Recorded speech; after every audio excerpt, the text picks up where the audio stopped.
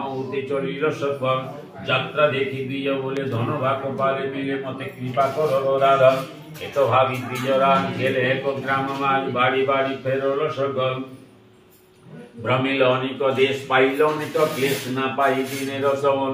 শোকে শিরে মারে হান সমভয়ে জগন্নাথ ভাগ্য হেতু হইয়া দিব্যমতি। বসিয়া শ্রীফল মূলে গঙ্গার পশ্চিম কূলে গোবিন্দের করে নানা স্তুতি।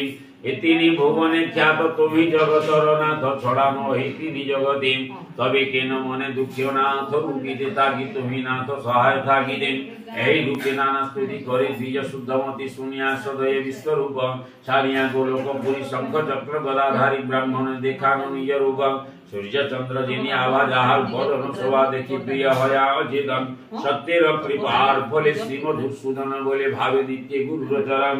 বলা আনন্দে একবার হরি হরি। সপ্তম অধ্যায়। মূর্ছিত ব্রাহ্মণ দেখি দেব গদাধর। তারি সকলে অঙ্গে বুলাইলা কম। কমল সরসে দ্বিজ পাইল চেতন।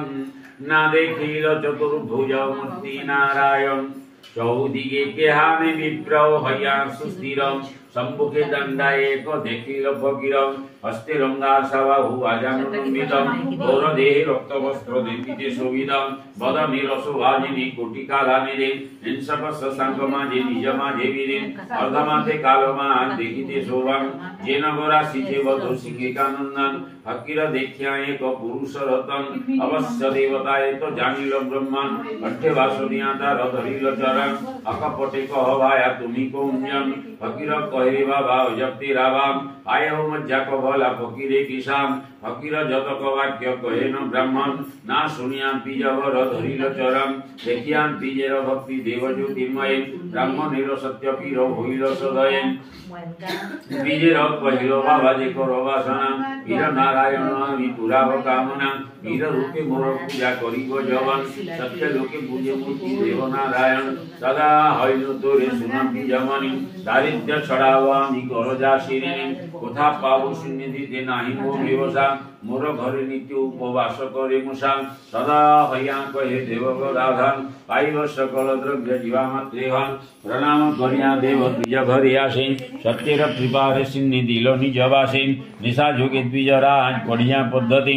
সিন্নি দিলেন পীরে হইয়া হৃষ্টমতে। সত্য বীরে ব্রাহ্মণ মাগিল ধনবন। মহাধনবান হইল যিনি লক্ষেশ্বর। ঘোড়া বীণা দাস দাসী নগর গজান।